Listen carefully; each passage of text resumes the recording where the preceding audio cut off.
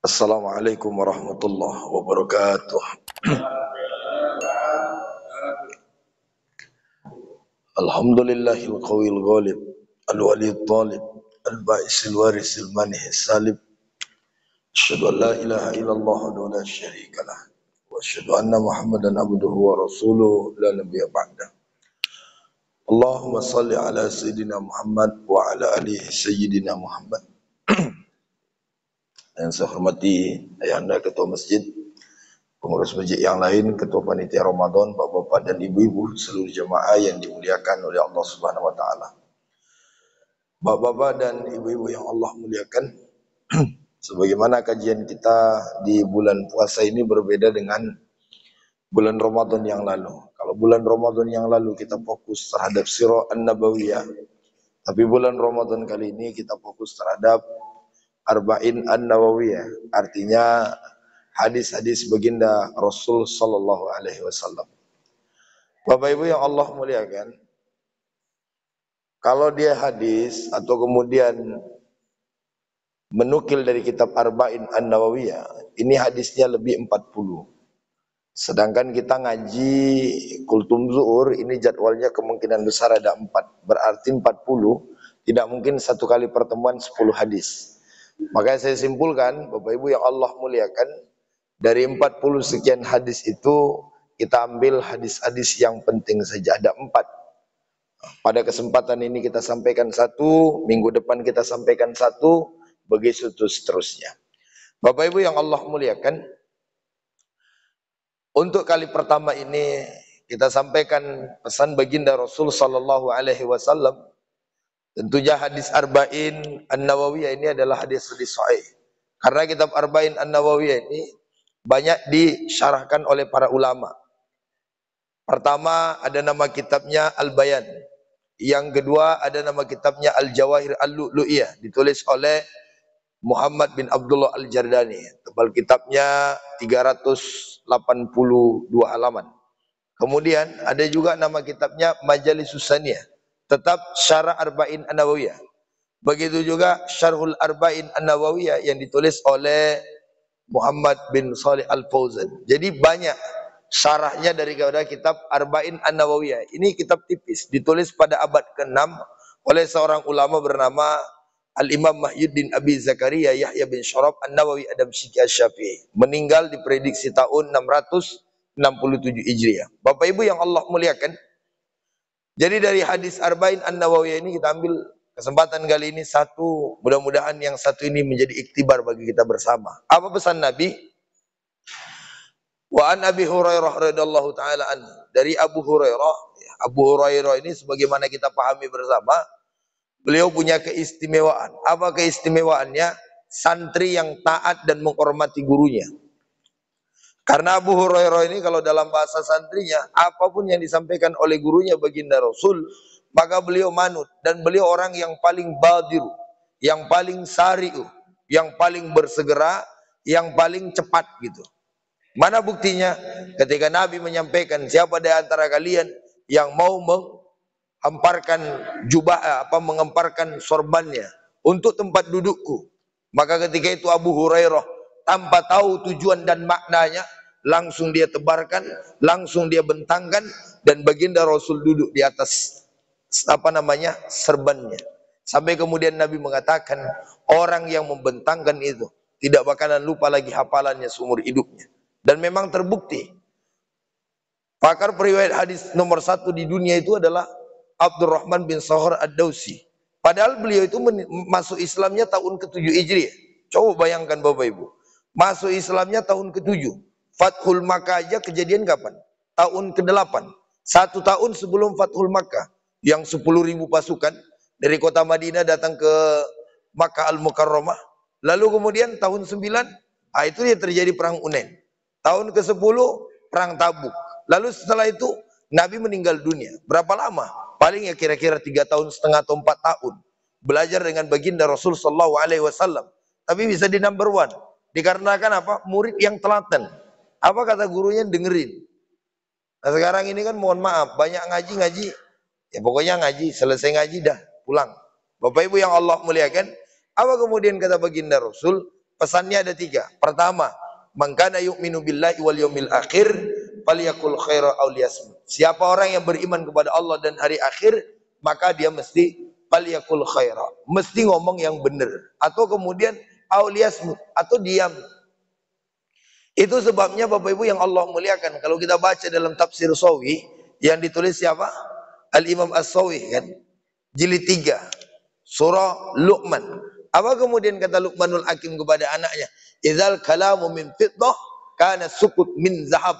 Andai kata perkataanmu itu terbuat dari emas, terbuat dari perak, maka diammu itu adalah emas. Artinya gini, berbicara kalau nggak ada manfaatnya, nggak ada nilainya.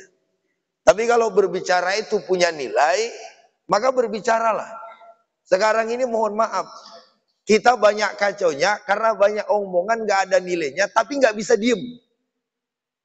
Ngomong gak ada nilainya, tapi gak bisa diem. Dan ngomong zaman sekarang ini kan berbagai model ya. Ada ngomong langsung verbal, ada ngomong yang mohon maaf melalui status. Dia tidak ngomong, tapi statusnya nyindir orang aja. Masa iya bulan puasa baru pakai peci, selama ini kemana aja. Akhirnya kawan yang baca nggak tahu menawa apa-apa jadi tersinggung. Masa iya bulan puasa baru melihara jenggot, kemarin sebelum puasa kemana aja. Kawan yang baru mau insaf nengok status langsung grogi gitu loh. Oleh karena itu faliyakul khairu aw liyasmut. Kalau memang perlu berbicara, ya mesti berbicara. Karena bicara akan menjadi permata kalau bicaranya berbobot. Contohnya siapa? Baginda Rasul. Nabi itu kalau nggak ngomong ya bayangkan saja Bapak Ibu. Islam ini nggak nyampe sama kita. Jadi Ustadz ini pun ada saatnya ngomong. Kita ini pun ada saatnya ngomong. Tapi ada juga saatnya diam. Dan ternyata hasil penelitian mengatakan orang itu lebih cakep banyak diamnya loh, ketimbang banyak omongnya. Saya ulang, orang itu kelihatan lebih cakep, lebih indah, lebih keren, lebih banyak diamnya. Istri kita Pak, kalau diam Pak, kelihatan cantik Pak. Betul ya Bapak ya? Saya ulang lagi, istri kita kalau banyak diam, kelihatan cantik. Betul Bapak? Ini kayaknya penuh tekanan dari istri. Bapak Ibu yang Allah muliakan, intinya gitu loh.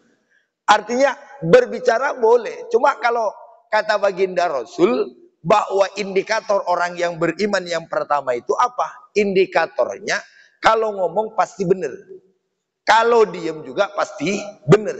Jadi ngomongnya dalam kebenaran, diamnya juga dalam kebenaran. Emang ada diam tapi tidak dalam kebenaran? Ada. Saat kemungkaran ada di mana-mana, saat kemudian kita jadi pemimpin, lalu kemudian kita diamkan saja. Jalan rusak, banjir di mana-mana, sedangkan anggaran miliaran di tangan kita, diam aja. Ini pemimpin oon namanya. Ya kan? Ustadz, tapi nggak mau menyampaikan ilmunya. Kalau mau menyampaikan ilmunya, ya harus ada hitung-hitungan. Ya kan? Ya, pokoknya sekali ngomong 1 juta. Kalau nggak 1 juta, nggak mau ngomong. Nah, ini juga oon gitu. Bapak-bapak jangan nengok saya, ini bukan tipe saya kan. Bapak Ibu yang Allah muliakan, berbicara. Yang kedua, singkat padat saja. Man kana yu'minu billahi wal yawmil akhir falyu'rim jarahu. Siapa orang yang beriman kepada Allah dan hari akhir, maka yang kedua itu indikatornya adalah falyu'rim dhaifah. Kita bahas dhaifah dulu. Maka dia mesti memuliakan tamunya. Bapak Ibu, saya baca di dalam kitab Nasoihul Ibad. Nanti kalau nggak percaya baca nama kitabnya Nasoihul Ibad. Tebal kitabnya 80 halaman. Penulisnya Syekh An-Nawawi Al-Bantani. Meninggalnya tahun 1314 Hijriah. Ada 10 pasal. Bapak Ibu, di dalam kitab itu dikatakan di pasal yang kelima apa coba? Baginda Rasul SAW bersabda, siapa orang yang kedatangan tamunya, lalu apa yang dia lakukan? Dia kasih minum sampai hilang dahaganya. Yang kedua, dia kasih roti, khubuz, sampai kemudian merasa kenyang. Maka orang yang melakukan itu, Allah akan jauhkan orang itu dari neraka. Sejauh apa? Sabah handak. Handak ini kata para ulama, kata baginda Rasul, adalah sejauh perjalanan 7.000 tahun. Misalnya 7.000 tahun lagi kita nyampe neraka, maka 7 dikali 7, 49.000 tahun Allah jauhkan orang dari neraka kalau dia pandai menghormati tamunya. Itu sebabnya di mana-mana pun kita, kalau kedatangan tamu, ya nggak apa-apa, kasih minum yang terbaik. Ini kalau nggak bulan puasa biasanya jus ya Pak Ketua ya, pulangnya dikasih nasi gitu ya. Bapak Ibu yang Allah muliakan, memang gitulah ya. Buat orang nyaman setiap tamu yang datang ke rumah kita. Ada kadang-kadang orang nggak punya perasaan. Bagi saya nggak punya perasaan. Udahlah bertamu, udah hampir 1 jam, air putih pun nggak keluar. Cuma ini bukan orang di daerah Marsan ini, di daerah Amerika kalau saya nggak salah ya. Bapak Ibu yang Allah muliakan, punya perasaan lah dikit. Buatkan teh manis, buatkan kopi, bila perlu keluarkan roti, kasih makanan yang terbaik. Karena orang yang mampu memuliakan tamunya, maka Allah akan muliakan dia. Orang yang menghinakan tamunya, ingat, Allah juga akan hinakan dia. Ini karena waktu terbatas saja Bapak Ibu. Ada kisah menarik dalam kitab Al-Fawaid Al-Mukhtar. Tebal kitabnya 656 halaman tentang menjamu tamu. Insya Allah saya sampaikan kapan-kapan. Lah, Bapak Ibu yang Allah muliakan, terakhir, makana yu'minu billahi wal yawmil akhir wal yu'rim jar. Siapa orang yang beriman kepada Allah dan hari akhir, maka mesti menghormati tetangganya. Kita ini baik atau tidak, dilihat bagaimana sikap kita kepada tetangga. Saya sering menyampaikan, serajin apapun kita ke masjid, setebal apapun serban yang kita pakai, sebesar apapun tasbih yang kita baca, Al-Quran yang terus, mohon maaf, kita baca berulang-ulang. Tapi kalau dengan tetangga kita tidak baik, mohon maaf, jangan-jangan iman kita belum ada. Karena Nabi yang mengatakan, wallahi la yu'minu, demi Allah tidak beriman. Wallahi la yu'minu, demi Allah tidak beriman. 3 kali Nabi mengatakan. Maka sahabat bertanya, ya Rasul, siapa yang tidak beriman? Dia yang tidak bisa aman dengan tetangganya. Maka hati-hati kita Pak. Hati-hati. Pokoknya kita yang rajin ke masjid, jangan pula sama tetangga nggak baik kan. Ya kan? Banyak kayak gitu. Ke masjid rajin, sama tetangga nggak baik kan. La yadkhulul jannah jarisu. Nggak masuk surga siapa? Tetangga yang jahat. Bahkan ada hadis dalam kitab At-Targhib wa Tarhib. Insyaallah saya sampaikan kapan-kapan lah. Tentang bahayanya orang yang tidak damai dengan tetangganya. Bapak Ibu yang Allah muliakan, mudah-mudahan manfaat. Assalamualaikum warahmatullahi wabarakatuh.